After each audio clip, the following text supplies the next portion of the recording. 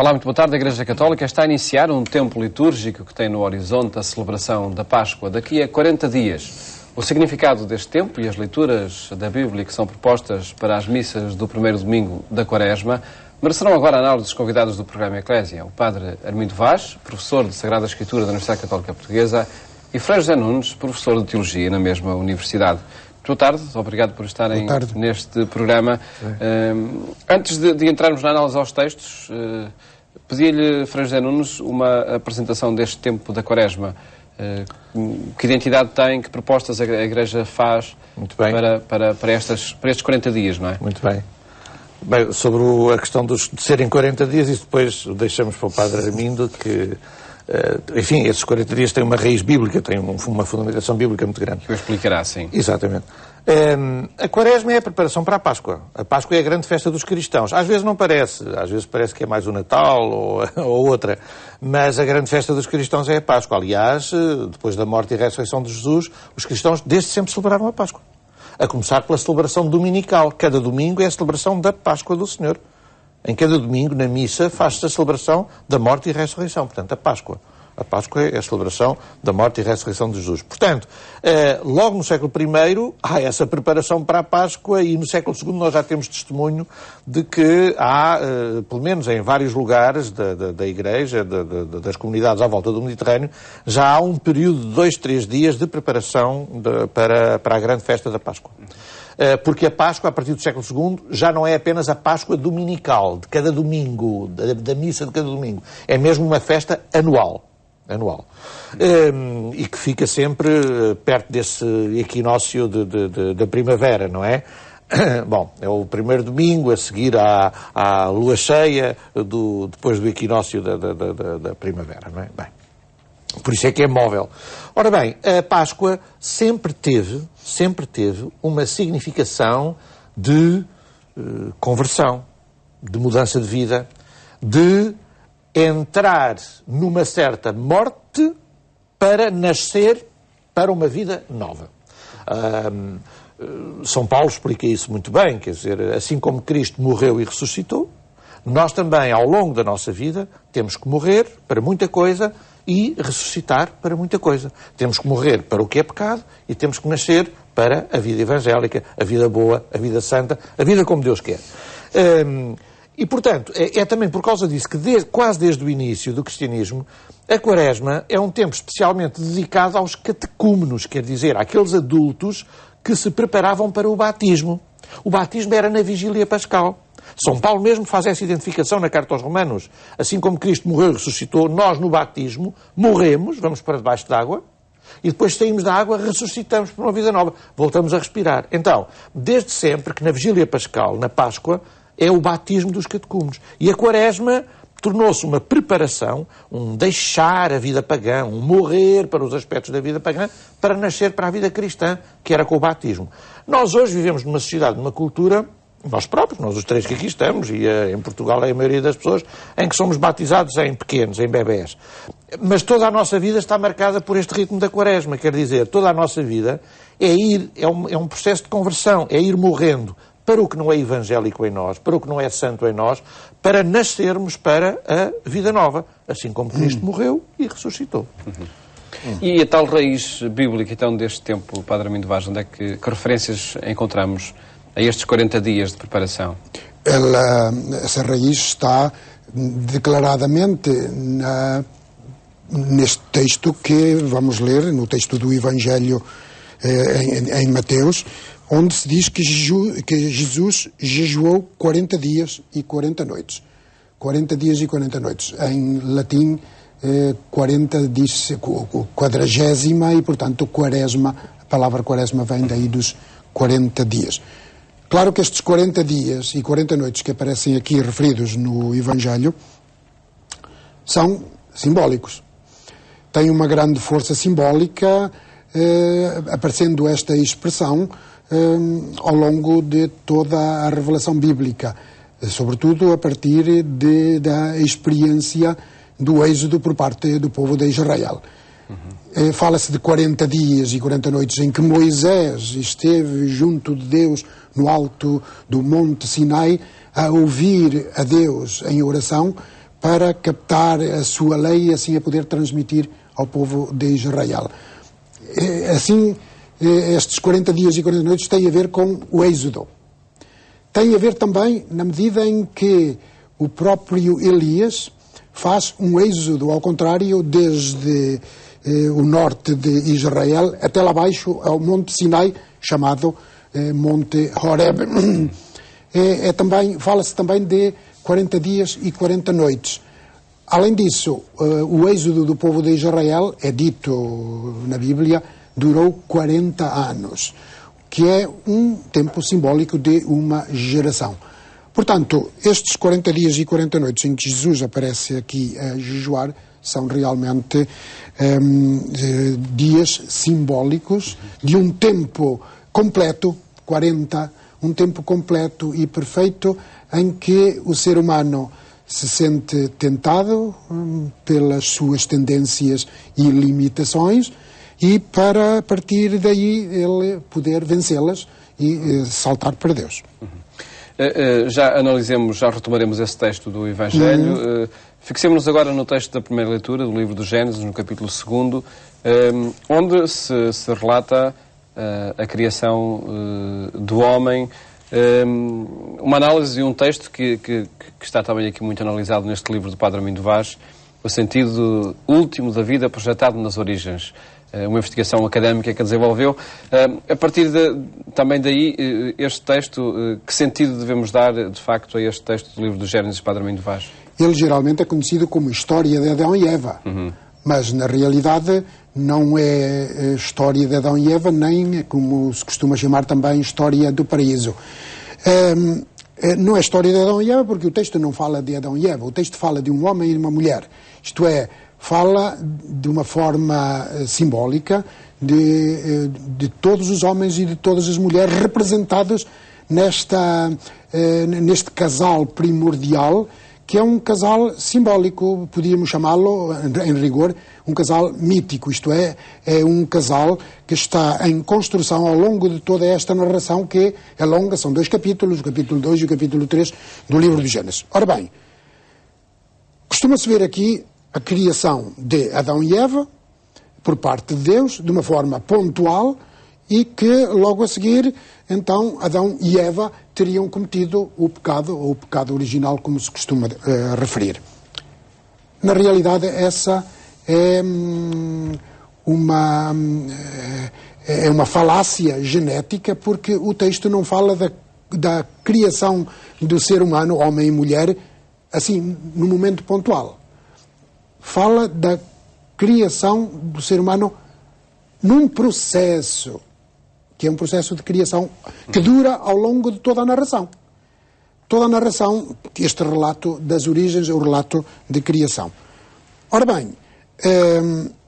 Ele deve remeter-nos, de facto, para este sentido último da vida? Deve remeter-nos para lá. É para isso que esta narrativa... Não para um encontro, enfim, casuístico do pecado... Nada. Ora, não nos remete para um pecado, até porque a linguagem do texto não nos permite ver aqui um pecado cometido pelo suposto Adão e Eva. Claro que não. O texto não fala de pecado em nenhum lado, nomeadamente nesta parte em que entra aqui a serpente a tentar a mulher e o homem, os quais comem da árvore do conhecimento do bem e do mal, e assim, logo a seguir, então, abrem os seus olhos, isto é, reconhecem que estão nus porque adquiriram agora o conhecimento. Antes não tinham, adquiriram o conhecimento. E por isso procuram vestir-se com estas folhas de figueira. O texto não nos permite pensar que o narrador bíblico desta narração estivesse a pensar num acto que consiste em cometer um pecado moral. O significado, então, do comer da árvore proibida qual é? Significa adquirir o conhecimento. O problema está precisamente aí. É que discernir entre aquilo que era permitido e não era permitido? E não era permitido, aquilo que é bom e aquilo que é mau. E não é permitido, não é pecado? Não é permitido, não é pecado. O comer da árvore proibida, não é, no caso? Pois não é pecado porque esta proibição, que está aqui posta por Deus ainda no capítulo 2, não pretende descrever um pecado, uma desobediência moral a Deus. Fala-se realmente de uma desobediência deste homem e desta mulher a Deus. Mas essa desobediência é funcional. Ou seja, está em função de... Em função de quê? Em função de explicar, de dar o sentido último às realidades penosas, às dificuldades, aos problemas, aos sofrimentos da vida humana. Porque este narrador, as coisas bonitas da vida, explicava-as bem. Como? Atribuindo-as diretamente a Deus. A um ato de criação de Deus. Dizendo, Deus fez as plantas, as árvores, os animais, criou o homem, criou a mulher. Muito bem. Mas, e o sofrimento? O trabalho penoso de sol a sol que custava tanto? E as dores de parto da mulher? O sofrimento em geral, que é referido aí, assim, exemplificativamente com algumas realidades estruturantes da vida difícil do ser humano. O que pensar das dores do ser humano e da morte humana? O narrador não a podia atribuir a um acto direto de criação por parte de Deus, porque nessa altura sugeria ao leitor, então Deus quer o meu mal. Então o que é que faz o narrador, na sua estratégica narrativa deste mito das origens? Põe Deus a criar o sofrimento, sim, não pode evitar. Porque se pusesse o sofrimento e as dores e a morte a provir de outra realidade qualquer, então o narrador bíblico caía no dualismo. Seria heresia. Tem que atribuir tudo, todas as realidades, a Deus, como provenientes e dependentes de Deus. Então o que é que ele faz? Atribui a existência do mal físico a Deus, mas indiretamente. Indiretamente, isto é, põe o homem e a mulher a cometerem uma transgressão convencional, imaginada pelo narrador, a cometerem uma transgressão que o próprio narrador logo a seguir põe a Deus a corrigir, a punir, a castigar. É o tal castigo com as penas da vida e com a morte. Então, sim, os sofrimentos da vida provêm de Deus, diz o narrador. Sim, temos que os pensar diante de Deus. Não podemos eliminar Deus da meditação, das coisas duras da vida. Mas Deus nem as quer. Só que não se pode evitar. Ele necessariamente tinha que intervir, na lógica desta narrativa, tinha que intervir de novo para atribuir os males físicos da vida humana ao ser humano. Os físicos.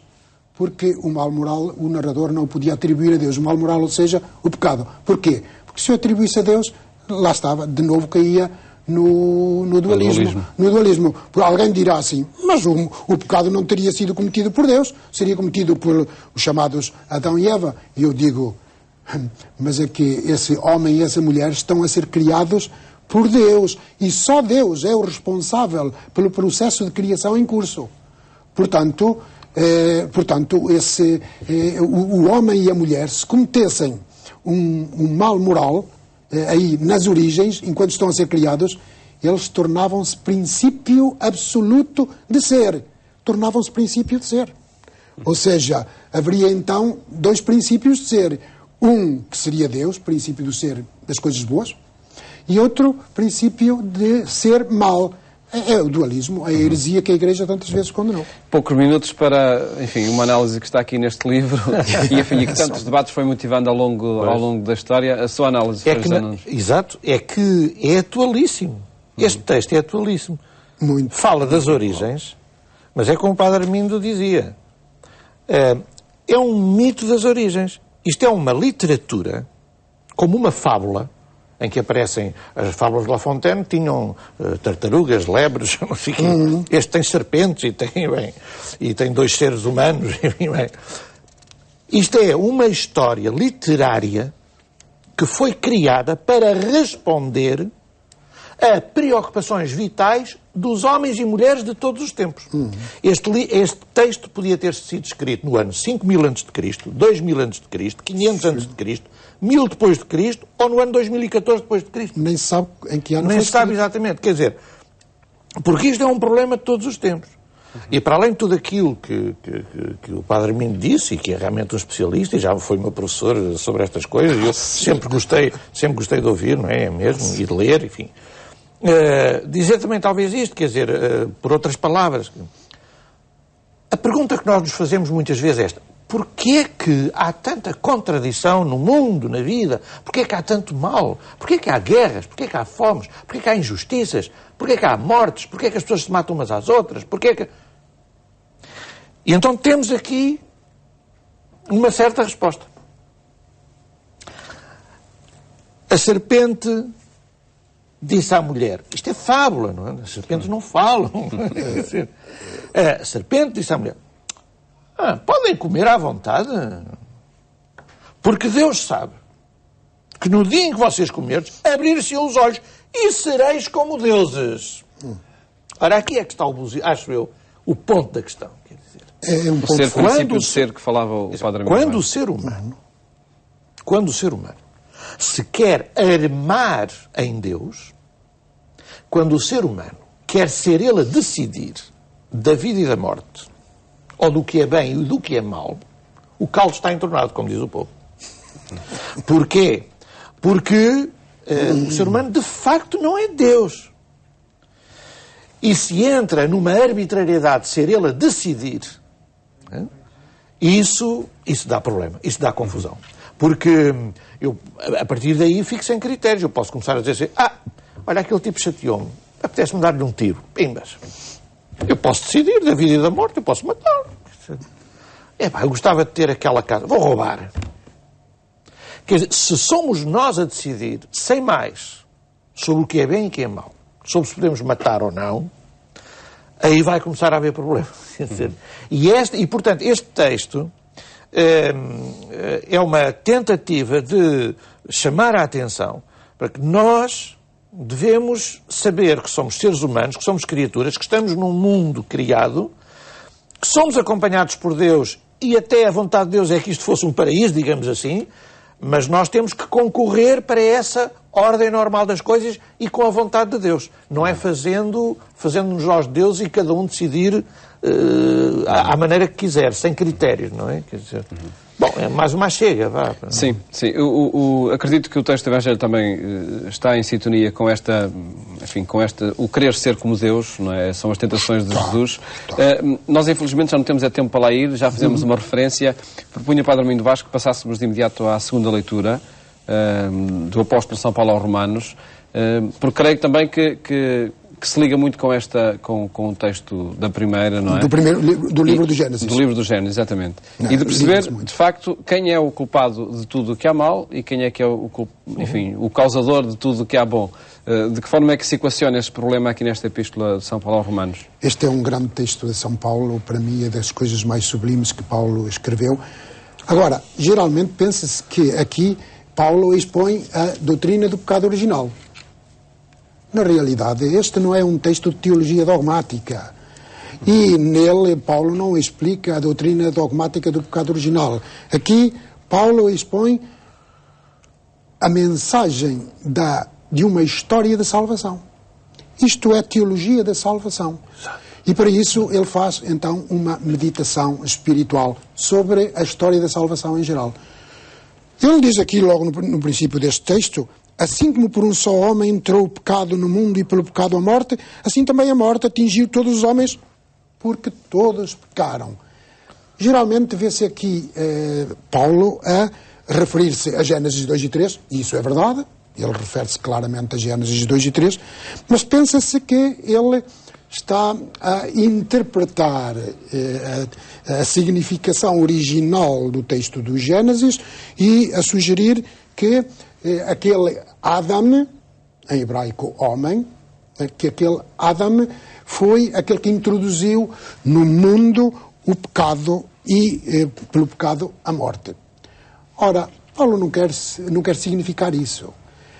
O que Paulo quer fazer é mais positivo e muito mais profundo. Ele quer sugerir que a história da humanidade pode-se dividir em dois grandes períodos, no meio dos quais está Jesus Cristo.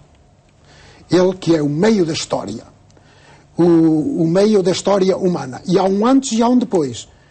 E, segundo Paulo, antes de Jesus Cristo, toda a humanidade estava como que perdida, não era capaz de dar um sentido definitivo à sua existência humana, porque não tinha um ser humano que ao mesmo tempo fosse divino e que assim projetasse, arrastasse toda a humanidade para o divino. Ora bem, isso não era possível antes de Jesus Cristo, mas com Jesus, sugere Paulo aos Romanos, agora é possível.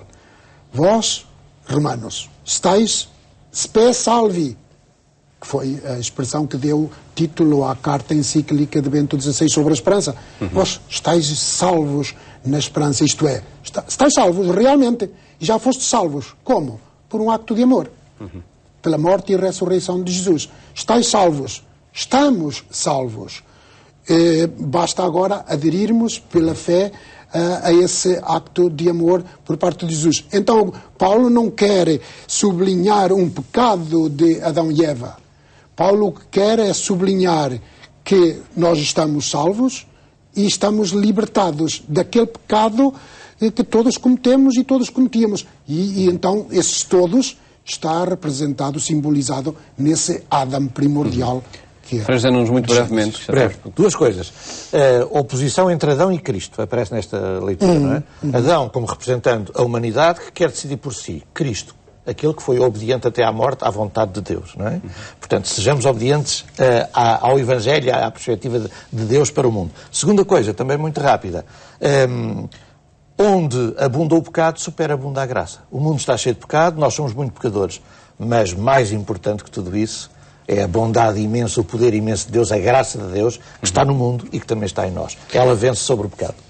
Agradeço por terem estado aqui a analisar estes textos. Infelizmente não temos tempo para ir mais além, mas agradeço terem estado cá, onde quisemos apresentar as mensagens e desafios dos textos da Bíblia para este primeiro domingo da Quaresma que a Igreja Católica vive nestas semanas. Votos de um bom fim de tarde, ótimo fim de semana. Até a próxima segunda-feira, se Deus quiser.